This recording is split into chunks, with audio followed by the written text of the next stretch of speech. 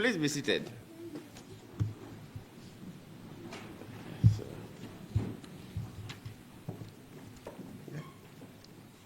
Because we've spent quite some time here, so I wouldn't want to bore you with a lengthy protocol. And so I have to adopt the protocol of the founder. He said that it's not good at protocol, but you did a perfect job because you recognize everybody. Let us join you to also appreciate the governors that are here being represented by very distinguished Nigerians. Thank you so much. And of course, our distinguished senator from Kenya, and other senators are here, Binta and others are here with us. Thank you for being here. And our powerful woman leader in PDP and former Minister of Women Affairs, and one of the mother of the day. Thank you so much. And Pauline Tallinn, yes, I saw, yeah, two powerful women there who are former ministers. And Pauline was a former Minister of Science for the protocol, because we really want to listen to the conversation by those who will really lead the show today. So I thank SK Satumaru Foundation, the organizers of this colloquium, for inviting me and inviting all of us to come and have a conversation on this very, very topical issue. I'm quite impressed with the topic that focuses on promoting social change and empowerment through diversity, equity, and inclusion, the traditional DEI issue.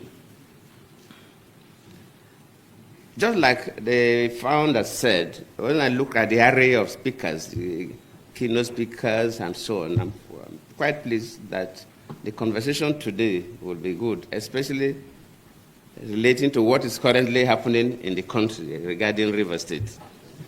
As we gather here today, we are reminded that the pursuit of social change is a continuous journey, one that requires a collective effort, commitment, and perseverance. The theme of this colloquium is timely and relevant as we seek to address the pressing issue of our time, from inequality and bigotry to social injustice and marginalization. I believe that it is mark of good leadership and governance to be able to leverage the transformative power of diversity, equity, and inclusion for social change. As a leader, I have seen how these values can bring people together, foster a sense of belonging, and unlock the full potential of individuals and communities. And that is why till today, I think I appointed more women into office than any other president. Because the issue of inclusivity is critical. However, I have also seen how the absence of these values can lead to division, inequality, and social unrest. It is therefore a responsibility as leaders and change makers to promote a culture of diversity and inclusion, one that values and respects the dignity and worth of every human being and protects the interests of all of us. We must not forget that societies that embrace diversity, equity, and inclusion are more innovative, resilient, and harmonious. I know this because I saw how policies that promoted gender equality, youth empowerment, and regional balance during my time as president helped bridge divides and foster national unity. I am glad that the Askes Tomorrow Foundation is committed to this noble cause, and I commend the foundation's effort towards promoting social change and empowerment through its various initiatives.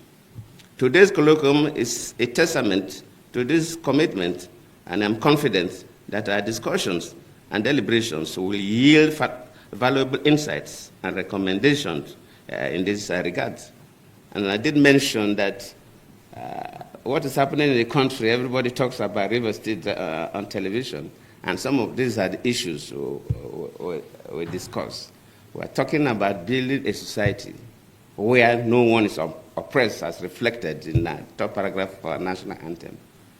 As a former president and also from the Niger Delta, when the issue of suspending the governor came up, I think people call on me, oh, President Jonathan, oh, President Obasanjo, you should say something.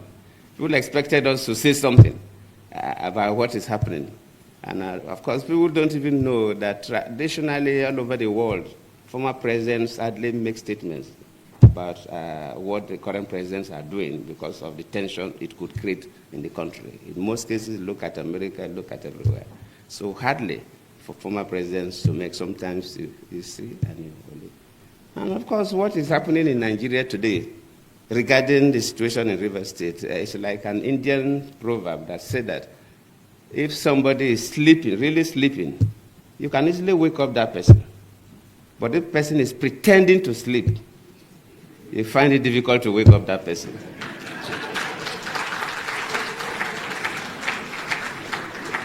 The key actors in Nigeria, from executive to the legislature, luckily Senator Binta and others are here, and the judiciary, they know the correct thing to do.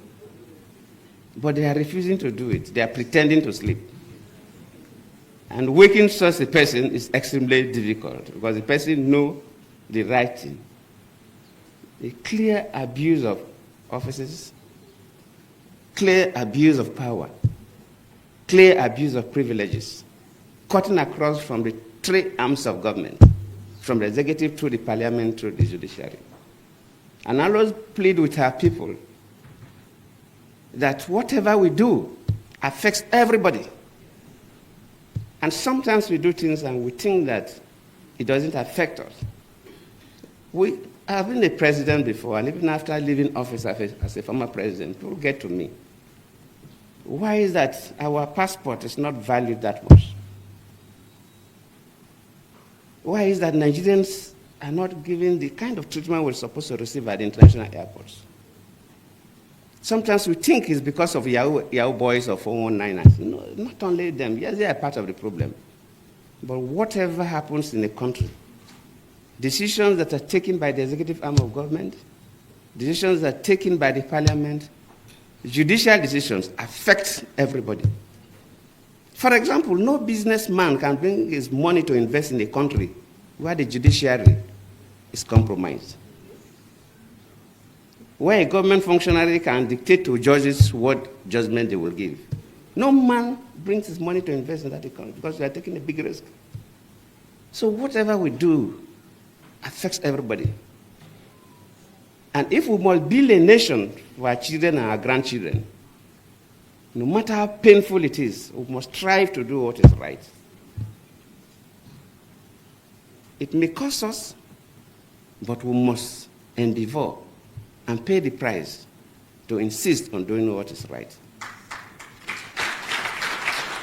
Whether you are holding an executive office as a president, a minister, or a governor, or a special advisor, or executive, whether you are holding an office in the parliament, senate, or rep, whether you're a judicial officer at the high courts or appellate courts, we must strive to do what is right. If we want to build a nation that our children will be proud of. As we engage in these discussions, let us remember that promoting social change is not a one-time event, but a continuous process. It requires a sustained commitment, collective action, and unwavering dedication to the values that promote good governance. Let us also recognize that social change is a shared responsibility, one that requires the active participation and engagement of all stakeholders, including civil society, the private sector, and governments. In conclusion, I want to again express my gratitude to the Haskell Satumari Foundation for convening this colloquium, and I appreciate all of you, especially a sister who came all the way from Kenya, as she has been introduced. If you are ticking the boxes for people that are supposed to be here, she fills all the gaps.